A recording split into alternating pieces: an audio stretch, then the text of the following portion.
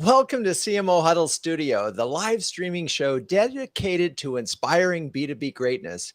I'm your host, Drew Neiser, live from my home studio in New York City. If you know a B2B CMO who has recently changed jobs, chances are you lost touch with them for a good 3 to 6 months. Many in this position use phrases like drinking from a fire hose, or I just got my fireman's hat on, or hoping to come up for air soon. But I'm not sure these phrases really capture the pressure cooker of those first 90 days. To help you both understand and provide you with strategies for getting off on the right foot, so to speak, we have three amazing CMOs who recently went through or are going through this trial by fire and are here to talk about it. With that, let's bring on Jamie Gier, CMO of DexCare, and a returning guest who previously appeared on this show to discuss content marketing, rebranding, and board management. So hello, Jamie. How are you and where are Hi, you? Drew. Hi, good to see you again. I am in the beautiful city of Seattle, actually 20 miles outside Seattle in wine country.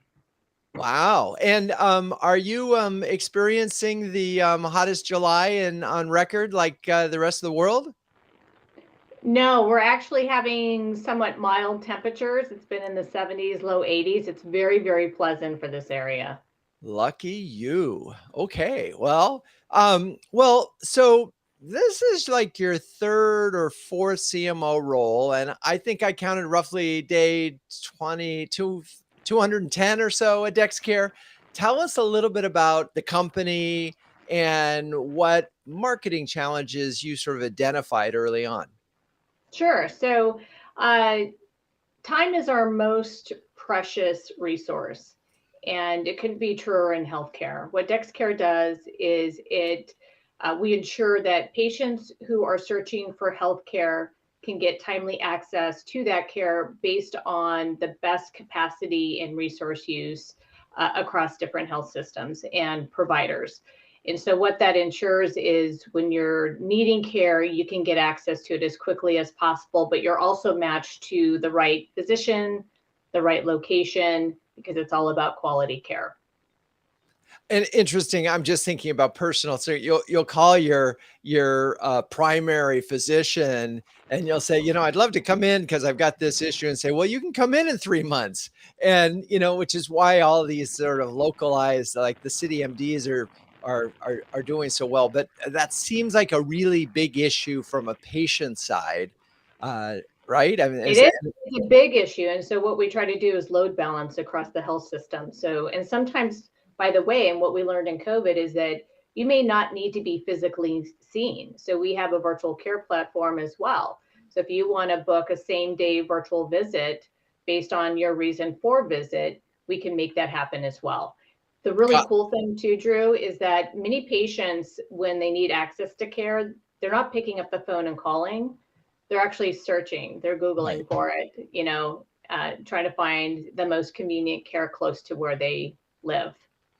Interesting. So I'm imagining DexCare has sort of different challenges than your last one. Do you have a methodology for your first 90 days?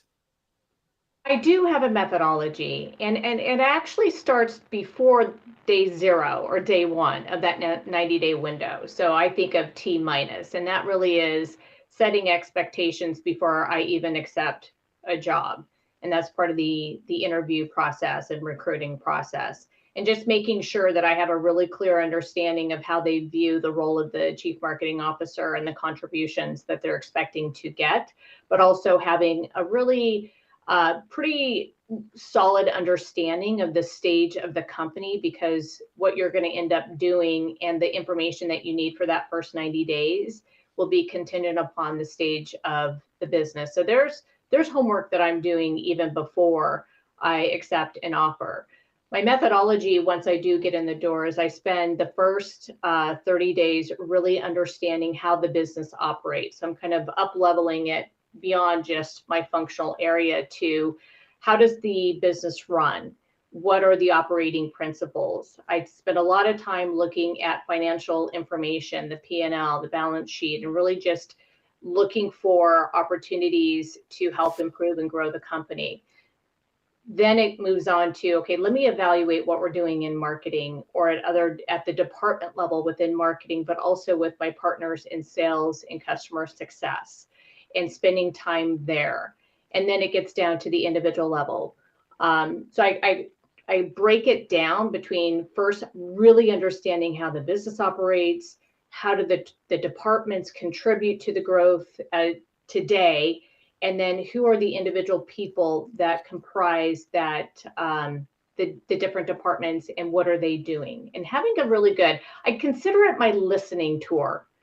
And I think that's really, really important, because we tend to really want to just go in hot and heavy and trying to have an impact. But you got to take the time to really understand first the business before you can determine even what your early wins are going to be, but even the longer term plan for your area.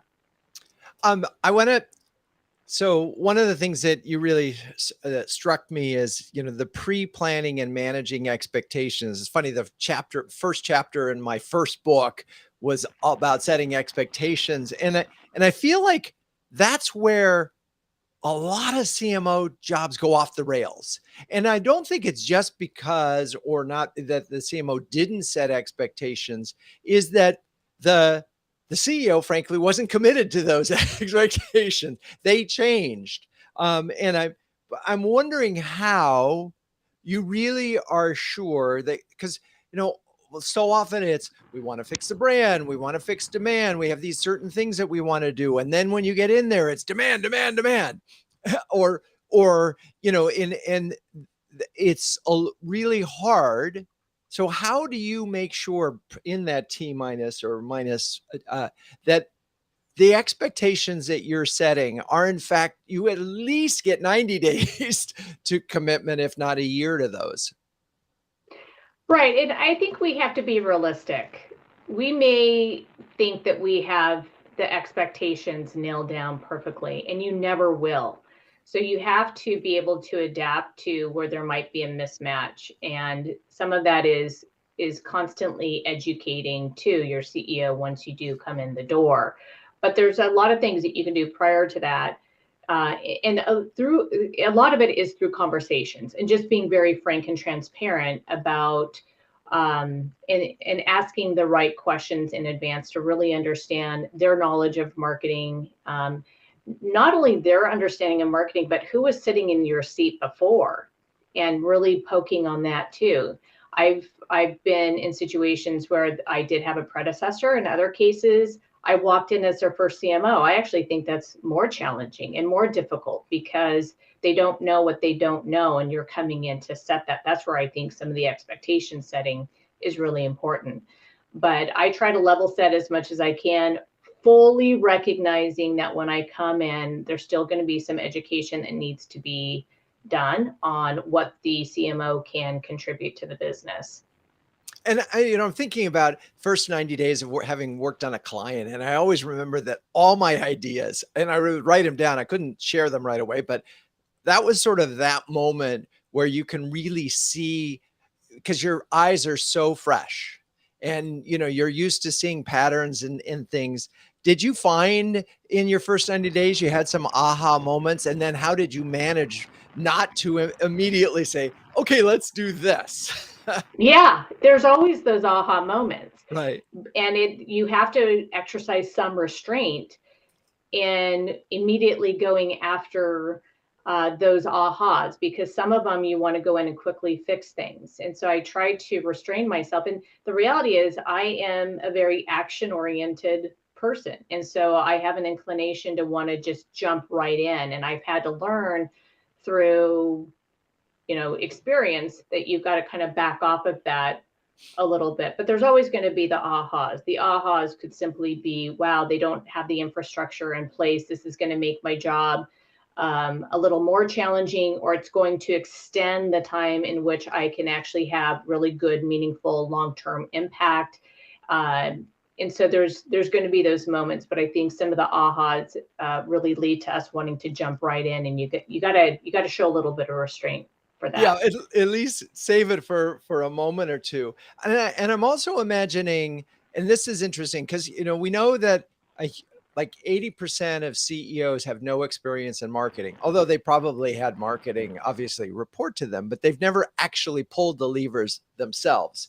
And I'm wondering, and so many CEOs, particularly at smaller companies, are like these idea persons all the time, right? Boom, boom, boom. And so you're trying to learn the business, you're trying to learn the other departments, you're trying to figure out, do you have the right team? And at the same time, your CEO is like hitting you up with like, here's 5 things that you could do. Again, talk a little bit about the juggling act that goes on in those first 90 days. Well, I got to be honest with you, Drew. I haven't experienced that so much with the CEO as I have the CRO. Okay, and fair. so, and and I think with that, it's the expectation setting with it. But you have to also figure out you gotta go after some short-term wins, and that's just going to be part of the 90-day process anyways, because it does a few things. One, it starts to build your credibility. It starts to build trust is the second. And third, it's going to buy you time for the longer term things that you need to get done as well. And so there's always, people are going to be eager when they get a CMO hired because there is a lot of expectations around pipeline contribution. Everyone thinks we're magicians. That's fine. I think the work that we do is very magical, but we're not magicians. You and I have talked about that before, I think on a prior podcast. But it's going after some low-hanging fruit and some wins that will satisfy the appetites of those that have these expectations as you're buying time for the longer term as well. And the reality is, a lot of the time, you can come in with your wisdom from prior experiences and see things. So I immediately go to, how is their PR function operating? How's paid media? Where can I look in real quickly and see where I can get some wins? But also, the area that I tend to first focus on is, how can I just help with a couple of different deals? In healthcare, it's a little easier for me because I've spent so much time in it that I have a pretty vast network, but I'll get close and go, hey, how can I contribute to this particular account? And just start leaning in and showing some contribution as I'm spending the majority of my time still getting ready and laying the framework for a longer term contribution.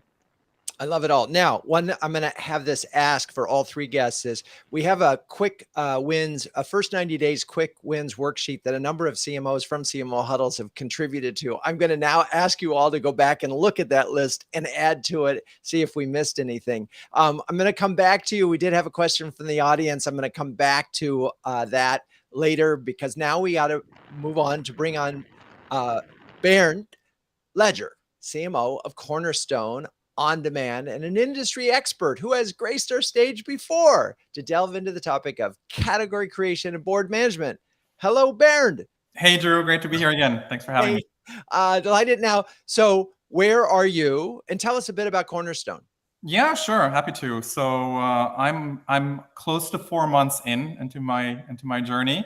Cornerstone is a learning and talent management solution. So we look at, how do we optimize the limitless potential in every employee, and how do we match that up with the strategies that a company has, and driving the right skills with the right people and bring that talent together. And someone in the world consumes our content every 3 seconds in the world. So it's pretty cool.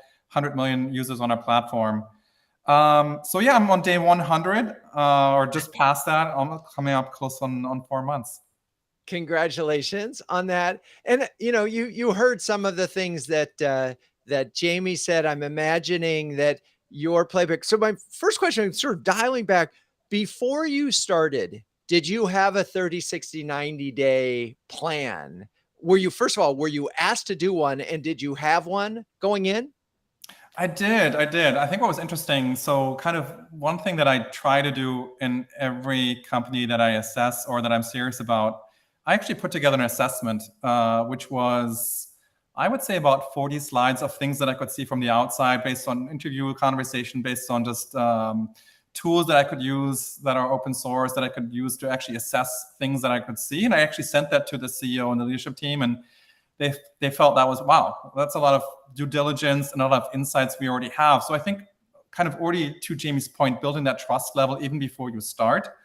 And based on that, I had some initial thoughts on how I would look at my 30, 60, 90. I think for me, the key thing that I wanted to get out of those 90 days, number one, is building those personal relationships. What's kind of unique about Cornerstone, this is not a space I've been at. Most of my career has been in cybersecurity, so this is a completely new space for me. And in some ways, actually, that was a benefit for me coming in, because the CEO said, you will not have any preconceived notions. You're looking at this with a fresh set of eyes. So for me, I had to understand the industry a little bit better. Like in cyber, I wouldn't know exactly where you would market, which trade shows you would go to, which analysts you would talk to. I didn't have that benefit here. So one, you need to just get to know the industry a little better, understand who's who and who are the players. But from there, I think for me, it was all about like building, to Jamie's point, listening. It's the listening tour, and building personal relationships. So what's unique here is I'm in Boston. The company has 4,000 employees. We're a global company. We sell into 150 different countries. And our headquarters is in Santa Monica in California, and in the San Francisco Bay Area. So I made it a point of traveling about 60% of my time and making sure I had face-to-face conversations with the leadership team, with sales leadership, with my own team, which is also very dispersed. And I think that allowed me just to have a different level of conversation. And I would agree with Jamie. I think we all have that tendency. We all want to jump right in. We're immediately seeing things that we're noticing. And it's so hard not to do that, and just to take a step back and to say, you know what, I'm not going to problem solve right from the get-go. I'm just going to listen, and I'm going to then observe and make comments later. And actually, one of the qualities my CEO called out, he said, like, I'm really impressed by kind of you're like, almost like when you speak, it's very meaningful, but like I'm interested that you're not jumping in all the time. So he actually called it out as a quality, that I was kind of more observant. But then when I said something, for him, it was like, okay, that's really meaningful. Like I can see that you're very, very thoughtful about it, and you've given that a lot of thought. So that was interesting. And for me, like the key goal for the 90 days was I wanted to come out of that with a clear mission for the team, a clear like operating principles, like who are we, what do we stand for? I wanted to have a full marketing plan ready of budgets, investment areas, changes that I would propose, having a good understanding of my team, and presenting that both to the CEO and the leadership team with my specific asks. Like I always think, like in your 90 days, you kind of have one shot in making sure you kind of get the initial assessment right and making that ask of whatever it is. It's like, I want to make changes here, or we need something over here. I need more money over there. Like, I think you can't do that in piecemeal. You have like one good shot in doing that right. And so for me, I kept on saying, just give me that time. Give me time. I will come back and I will have an end-to-end assessment. And my CEO gave me 90 minutes in front of the entire team to share my observations and my thoughts and my ask. And I think that kind of helped me gain a little bit of time. And I agree with Jamie, you have to identify those quick wins as well. Like pick one thing you can focus on that you can fix right away. But I was very deliberate in not trying to jump in too much right away and giving me that 90 days and then coming back with a really comprehensive plan with an ask for approval and then kind of moving forward from that. And that's been very good. I would also say, and stop me if I'm rambling, but I also would say making sure you're keeping your CEO in the loop along the way. So I would send him a wrap up every week on a Friday, just saying, here was my week, here's what I learned, here's who I talked to, here's some initial thoughts, just so he felt like he was always in the loop. I would say like stakeholder management is so critical early on, like your sales partners, particularly your CEO, and you kind of bring him into the boat early where you're kind of like leading, you're almost leading the witness in how you think about it, and you want to make sure you have that buy-in along the way. So when you're proposing what you're proposing, you're hoping you're going to get the answer that you're hoping for, because you've kind of already seeded it in some ways. Yeah, this isn't a big ta-da moment. So many things I want to just sort of make sure that folks in my mind, word of the day is restraint. And I think that's so interesting because, marketers, CMOs in particular, the ones that are in our community are so quick and they're ready. They see the answer and they're used to doing it. And the challenge with that quickness, that quick brain, is that strategy is something that takes time. Right. Tactics are quick, and you can't confuse the two. And what both you and Jamie really talked about is getting that strategy right at the highest level, which requires actually doing the homework. The other thing that I mean, among the many things that you said that I want to sort of put a check mark on was, I love the weekly recaps, because what you're really, as you said, doing is, first of all, you're letting them know you are working. And two, your process is clear to them. And the fact that they acknowledge your methodical, thoughtful approach suggests that not everyone in the organization is that way. Right. Right. Yeah. And I'll give you a little tip actually of what worked phenomenally well, because, I think the question is, do you come in with a preset playbook? And I think you certainly have an understanding of how you think about your 90 days, but I do think every company is slightly different. And so I asked, for example, to participate in the quarterly business reviews when the sales leaders had a meeting. And I made sure that my presentation was at the end of the session. So I had the benefit of listening for 2 days what I was hearing. And when I presented, I actually incorporated the quotes from the sellers into my presentation. And what that accomplished was, they said, Bernd listens really, really well. He's not just coming in with his preconceived notions of what he wants to change. He's actually listening and incorporating our feedback already in his thought process. So that worked quite well. To the degree I went to LinkedIn, I took their picture, I posted their picture in the PowerPoint, and I put a quote next to that. And one of the salespeople said, "Oh, I'm actually offended. My goal would be to make sure that I make it into your next presentation." So that Well, yeah. worked quite well. Well, you established your own, it's the Bernd media channel, and if that's hilarious. But again, I think that it's such a thoughtful part of this, and we are, both you and Jamie mentioned the need for a quick win, but it's surrounded by just getting your ducks all lined up and not rushing to judgment, and not, because I've seen this happen so many times where someone said it's a brand problem, and like 2 days in, go off and say, "Oh, we got to change the color, we got to change the website, we got to change the logo." I mean, all that stuff, and it's not going to move the needle anyway. So anyway, fascinating. All right, we'll be back, Bernd, and now let's welcome Isabelle Papoulias, CMO of BackBox, who has previously joined us on the show to shed light on the intricacies of acquisition and the B2B analyst relationship. Hello, Isabelle. Welcome back. Hi, Drew. Always a pleasure to be here. So much fun. So tell us, for where you are and about BackBox. All right, great. So I'm based in Chicago, the beautiful city of Chicago. And I recently joined BackBox. Today is actually my 60th day, so 60.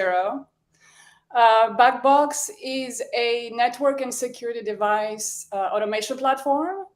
And really what we focus on is automating a lot of the work that a network engineer would do in every day in managing a network and all the devices on the network and keeping it secure. So we can save them a lot of time and enable them to do even more with their time. And by automating and essentially removing the human element, or reducing the human element, we're reducing the human error, and we're enhancing the security of the network. And ultimately, that's what's important, right? When your network is down, your business is down. You can lose millions of dollars a day, depending on what business you're in, because things are not working. So that's in a nutshell what BackBox does. We are a global company.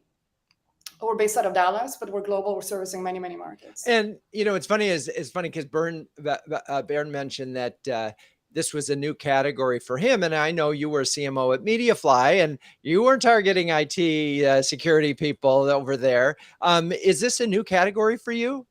It's very, very new. It's incredible in many ways. I came from essentially marketing to CROs and CMOs, from sales tech and martech.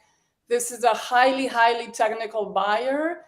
It's a very technical industry and product. And by the way, so is the channel ecosystem. It's a lot more complex. So there's a level of complexity that, yes, makes it hard, but it's also part of what makes it exciting, right? It's a new world for me. There's new things to learn, and it's a lot of fun. Yeah, no, I mean, Heavy, and you know this from your years in the agency business. We all worked in different products and Yes. services in different categories, and we could bring the same sort of smart analytical skills to it. But it's so funny that not that CMOs get put in a box pretty quickly in their career. So, this is your second go round.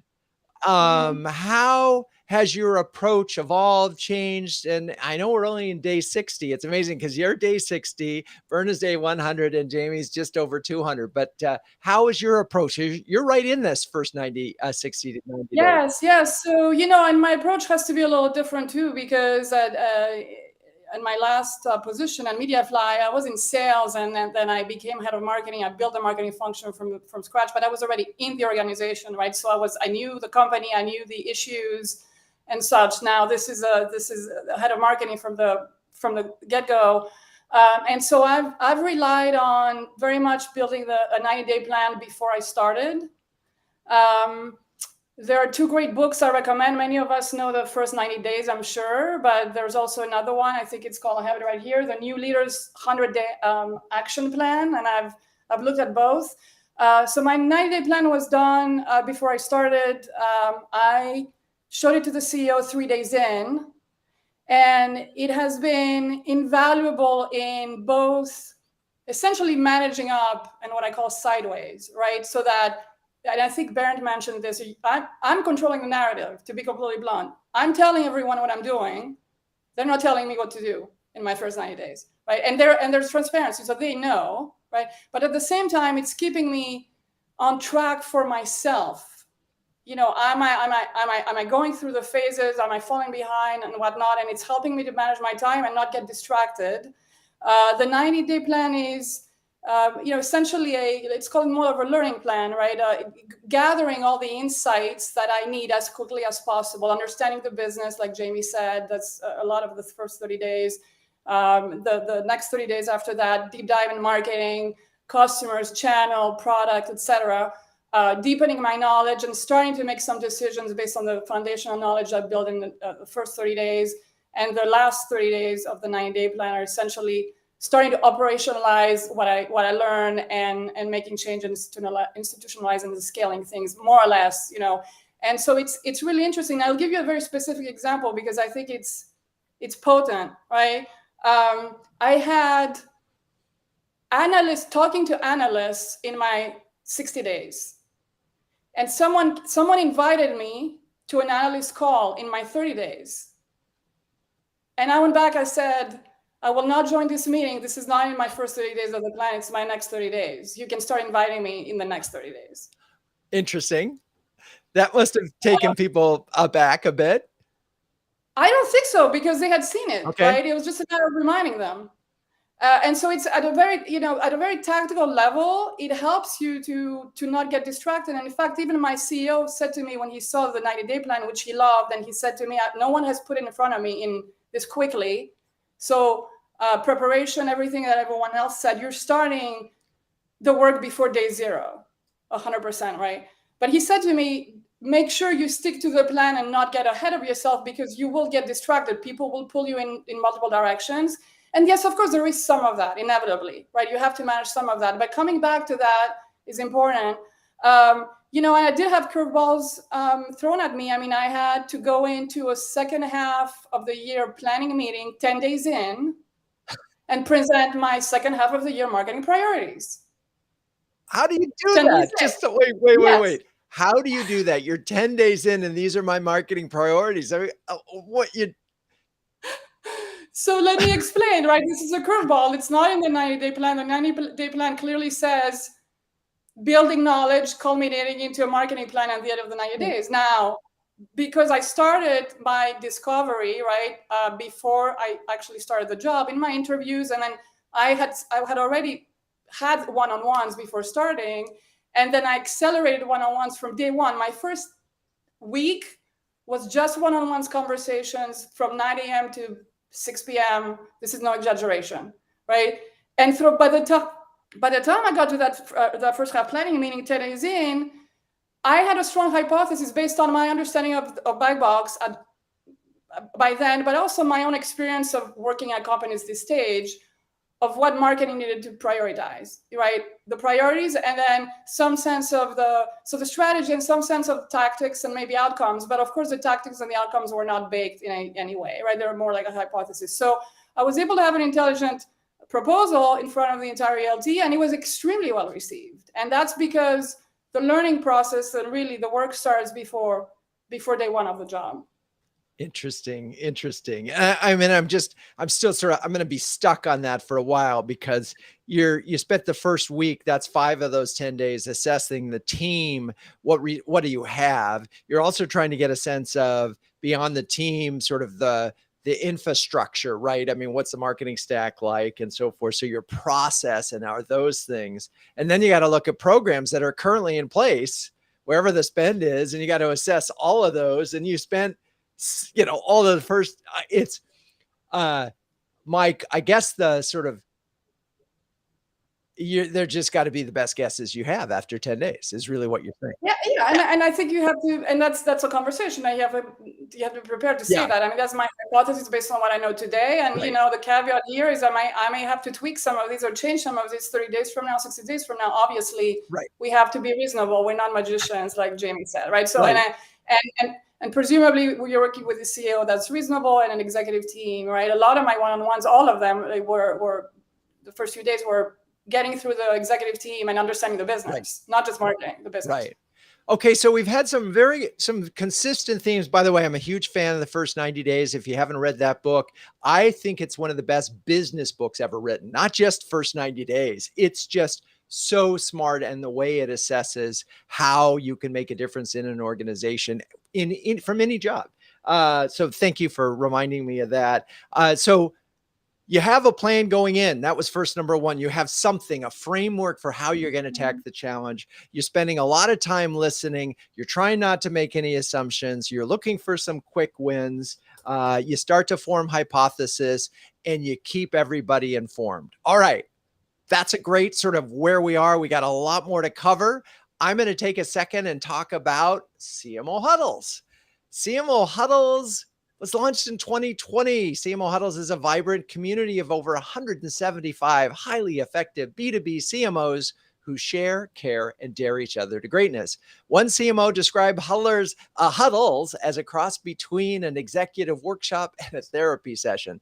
And given how hard things are out there, who doesn't need a little reassurance that they're not alone? Everything about CMO Huddles is designed to be a force multiplier, helping you, the CMO, to make faster, better, and more informed decisions. Since no CMO can outwork this crazy job, CMO Huddles is here to help you outsmart it. And with that, Jamie, Bernd, Isabelle, come on back. 2 questions for you. Are you on the therapy side or the executive workshop side? And I'm wondering if you can share a very specific example of how Huddles has helped you in one way or another over the last couple of years. Who wants to go first? Anybody?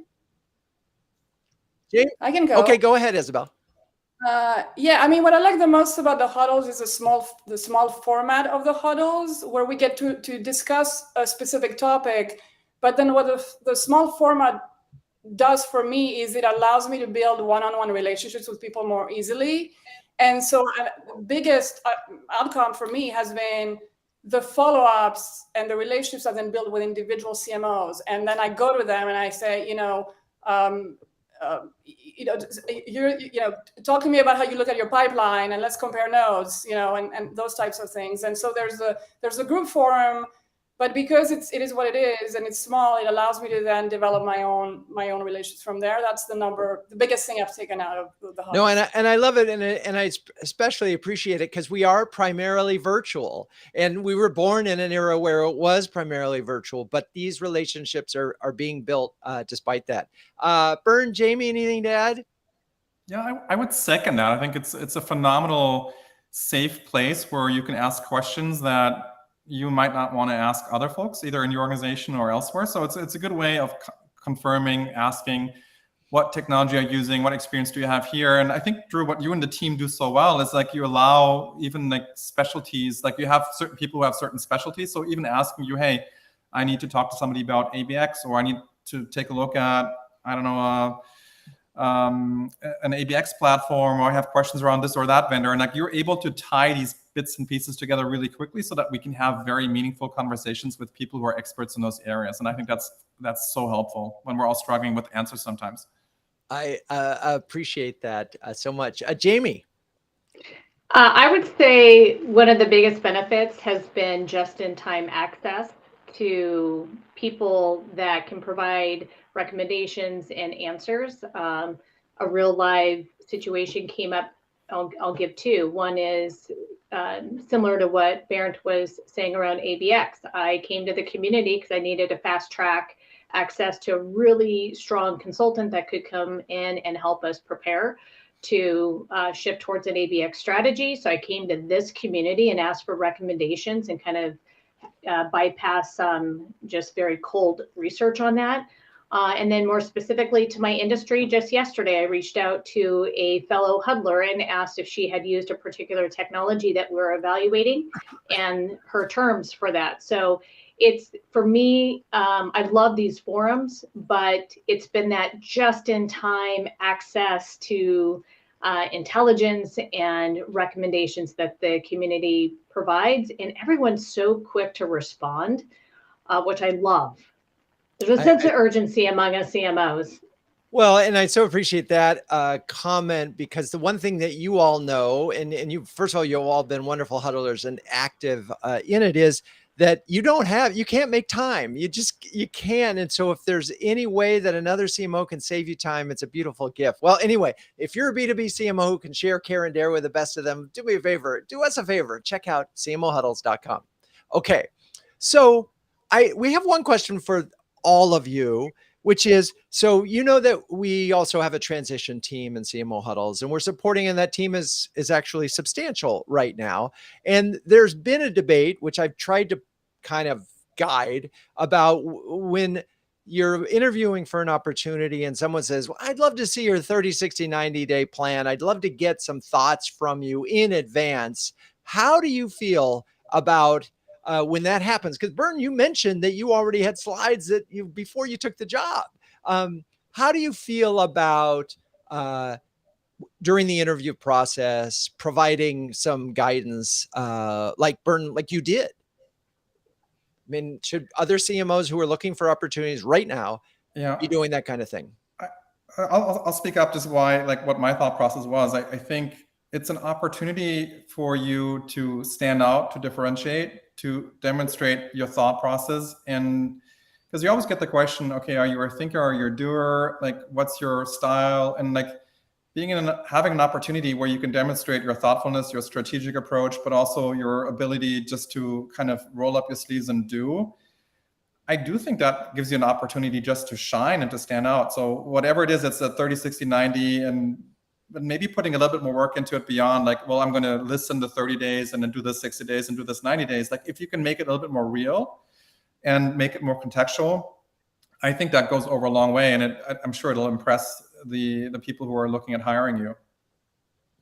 Isabelle, Jamie, what did you both end up doing mini plans before you took the job? Did they ask for them? I actually did work on a mini plan, but I wouldn't say it was a mini plan as much as it was listing out my assumptions about the business and also my observations, and then what I thought it would take for this role to be successful. But again, it came down to having some information already about the stage of the company, the backing of the company, the marketplace. And that way I was able to lay out some assumptions, my observations about their brand health, about their performance marketing, about the marketplace in general, and then what the level of investment realistically would need to be in the marketing function in order to be able to contribute in a meaningful way. I did that. I did not put together necessarily a 30, 60, 90-day plan, because to me, that's more of my checklist of the things that I need to do. I did get buy-in that I needed to have that time to really do my due diligence, at the same time identify where I thought some quick wins. I think sometimes, as much as I love a great framework and I adopt and use several of them, I also try not to be too rigid because you need that fluidity, because you don't know what you don't know. And so I always have that little, legal language at the bottom of anything I do. I reserve the right to change my mind, update my assumptions. Yeah, Isabelle, on that topic, because you again mentioned that you had a running start, and part of the, I just want to, what the CMOs in transition, some of them, and again, I've tried to disabuse them of this notion, as has Jacob Warwick and others who advise CMOs in transition, is that it's an opportunity for you to start to think about the business, see if you like the business, but it's also, and it's, as Bernd said, it's a way of differentiating. And this is, in theory, a really well-paying job. And if you're afraid of having your IP stolen, you're bringing the wrong mindset to it. That's my very firm opinion. But Isabelle, tell me I'm wrong. Yeah,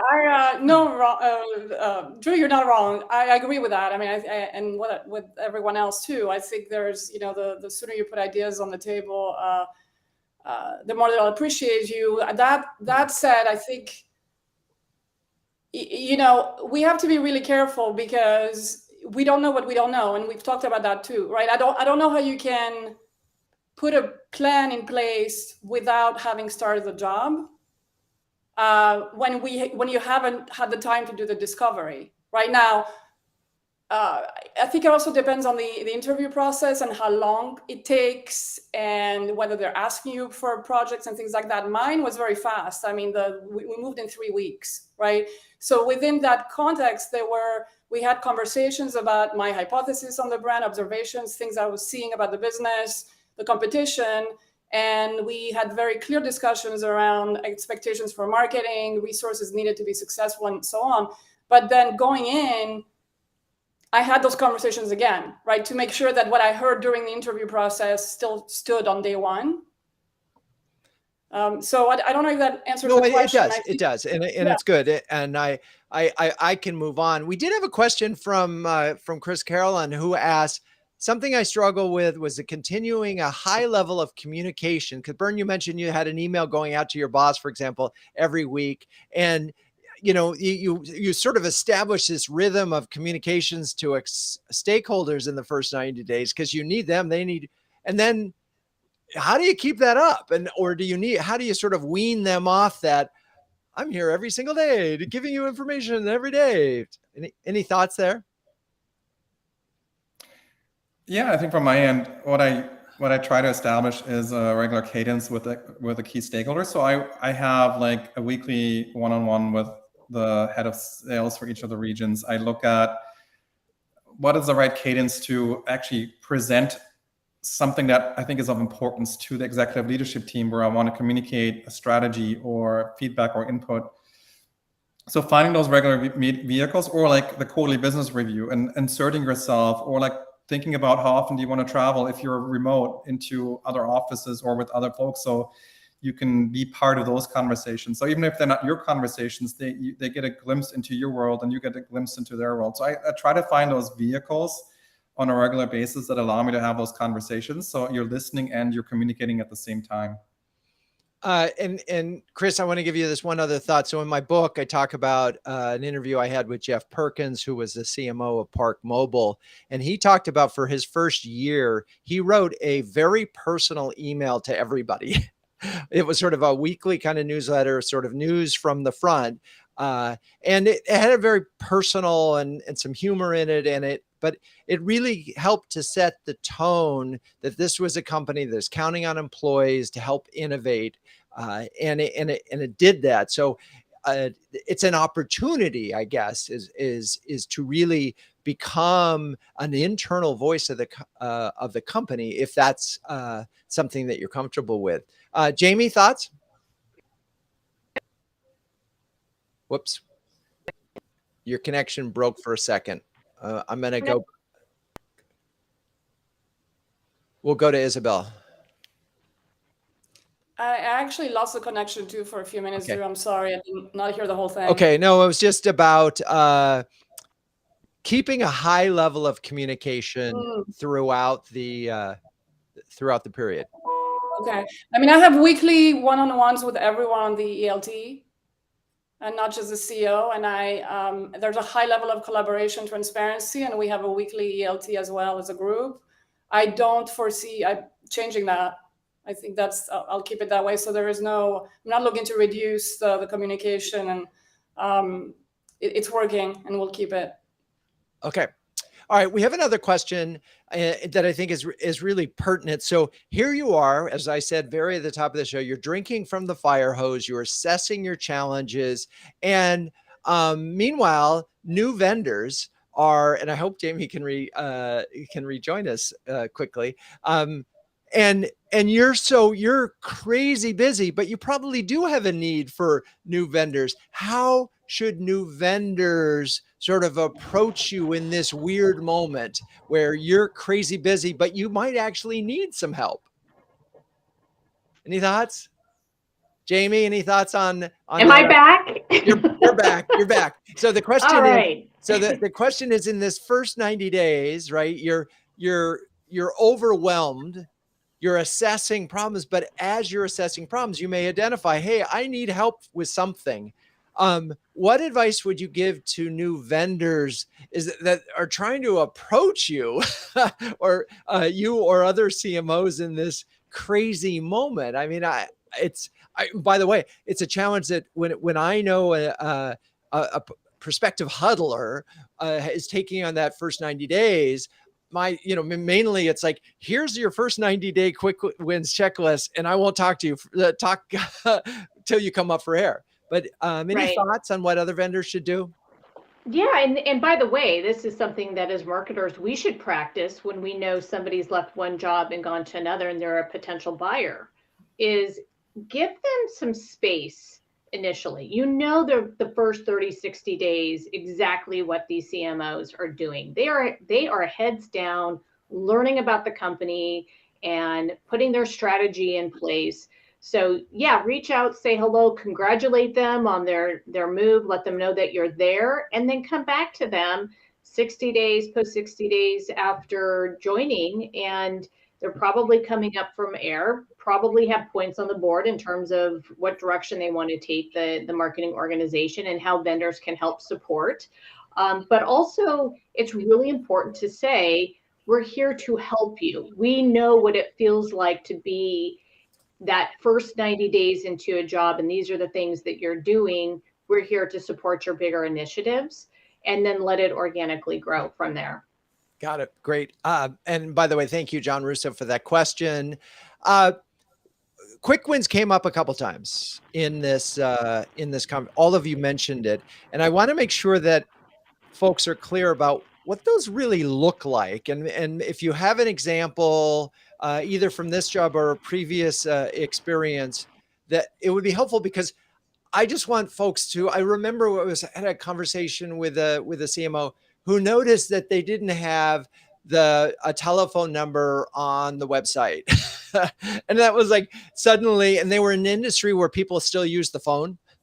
It was like the construction industry. So that was a big quick win. By the way, traffic calls increased like 30 or 40% of business value. And so that was an example. I'm just curious in this thing, as we're looking at, we try to frame what a quick win might look like. Any thoughts, Bernd, on quick wins, what they look like? Yeah, for sure. So kind of coming back to the listening really well, and then thinking through, is there something in the feedback you're getting that is easy to pull off that you think will have high impact? And an example for us was, we had an area where our messaging wasn't as strong, where the team was like, man, we're getting asked all the time, I don't have a good answer. So we just pulled together our Tiger team and we said, like, you know what, it's tactical, it's not our full messaging platform, it's not our whole house of messaging and brands. It's just like, here's a tactical element around one product that we wanted to get messaging out, that we worked on for a couple of weeks, and then we got out to the sales organization, and they just really appreciated that. So urgent need, new product, get the messaging. It may or may not be, it won't have been researched, it may not have been, but it's as good as you can do in that moment, and it met the need. Isabelle, quick win? Yes, there's tactical ones and more strategic ones, right? I'm going to go a little contrarian. I think the biggest quick win is collaboration, listening to people. It's that making a great first impression once you're in. And then, more tactically, yes, we've done some things too. Made some quick tweaks to the website that we knew would make a difference, what that people were passionate about, and so on. But more strategically, also, we're working on a product launch right now. And I collaborated very closely with product very quickly, and I'm a huge part of that from the get-go, right from 10 days in. And so I think there's tactical and more strategic ways to have early wins. Right. And then what makes sense about the new product one is that it's a new product and it's just rolling out and you're there new. So it's a great thing to sort of be on the ground floor with. Jamie, anything else on the quick win department? Yeah, so similar to Isabelle, and this is more on the strategic side, is the company was getting ready to launch a new product, but there was still some work to be done on packaging and pricing, which also required some competitive intelligence. And I already had a go-to-market framework that I've used prior, so I knew exactly some of the data points that we needed to have. So I quickly moved, I put on my product marketing hat and started to collect and gather. And I became an active participant in the conversations around how to strategically activate this product, but also the information that we needed to know in order to package and price it. I wasn't too worried about the promotion side of it, but that was just drawing upon my prior experience, which we all have, to be able to quickly contribute at a strategic level. On a more tactical level, I think that one of the areas that any of us can really lean into is with our sales partners and the impact that we can have to move a deal forward. As I mentioned before, I've spent a lot of time in healthcare. So here at DexCare, it's been a little bit easier because I already have a network, and I've worked and partnered with some of the same accounts that this company is focused on that I did in a prior life. So I was able to quickly come in and share some knowledge around these different health systems. I could make introductions into the C-suite. Those were little things that I could quickly do that helped to build trust and credibility, but also to show that I can help come in and partner with our commercial team on really moving deals forward. Love it. Okay, well, we do on this show always ask the question, what would Ben Franklin say? And one of the things that you have heard in this is Isabelle talked about one-on-ones, first day, every single person one-on-one. Bernd spoke about getting that weekly email out, building all those relationships, major listening tour. Isabelle did the same thing. So I think what Ben would say is, energy and persistence conquer all things. All right. With that bit of wisdom, I'm now going to ask you three for your final words of wisdom for other CMOs when it comes to the first 90 days. And if there's any metrics that you think about on those things, because I know, feel free to add that. And let's do it in reverse order. So Isabelle, final words of wisdom. Yes, two. One is take care of yourself. It's very intense. So check in with yourself. I have it on my 90-day plan at the end of each month. How am I doing? Am I burning out or am I taking care of myself? And the second one is, I forgot to mention, this is very, very important. If you can somehow get yourself invited to join the board meeting before you start, which is what happened to me, from the day I was hired to the day I started, I had a month and a half. In between that, there was a board meeting. They invited me to join. That was probably the single most invaluable thing because that was the business download right there. Right. Yes, exactly. Because suddenly if you're in the board meeting, you hear everything that's important to the board. And that's pure gold. Okay. Bernd. Yeah, I think for me, the recommendation I would have is you only have so much time yourself in those 90 days. So would recommend figuring out where can you use external resources. For example, can you pull certain groups from the outside, external vendors who can do an audit of part of your organization that can accelerate your understanding, your assessment of your team and of the processes and the function that's going on. That way you can focus on certain things, you can offload some of the workload to someone else, and you're much faster in combining those two efforts. Your second question on the metrics, I would say, one, understanding what matters to the business, and then understanding if you have the ability to measure those metrics today, and if not, what can you do to put those in place? If they're already there, just making sure that you trust the data that you're seeing today. Yes, which is an important caveat there. Can you trust the data? Okay, let's see, Jamie, final words of wisdom. Building the trust with your key stakeholders so that you're also building allies along the way. I think the more that you can communicate about what you're going to be doing in those 90 days to help manage expectations, that's going to be very important, because you're also indirectly soliciting their input and support, of giving you a little bit of time to understand the business, but why that matters to, day 91, day 92, but just being very, very clear as to what you're planning to do and why that matters, but also to ask, hey, what could I do in the first 90 days to impact the business, and have them as an active participant, because then you are building the relationship. The other piece, and this kind of gets to what Isabelle was saying and taking care of yourself, I would also recommend that you build a very strong relationship with your chief people officer, because she's going to be the one that wants to make sure that you're taken care of as well, in addition to your CEO and others. But that's going to be a really good sounding board in terms of the softer side of how you're doing, and you want to make sure that you do take care of that. Love it. All right. Some wonderful advice for CMOs. Starting first with, get those expectations, get them set right, and keep your priorities focused on the prize there. Listen and yeah, take care of yourself along the way. Well, all right. Thank you, Jamie, Bernd, Isabelle. You're all amazing sports. And thank you, audience, for staying with us. Please join us in 2 weeks when we'll be talking about ABM on the Cheap with Julie Kaplan, Julie Feller, and Olga Noha. Cue the music.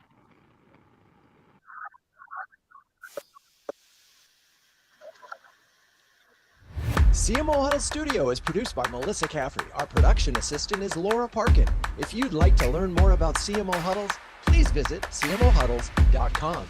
I'm your host, Drew Neiser, and until next time, keep on sharing.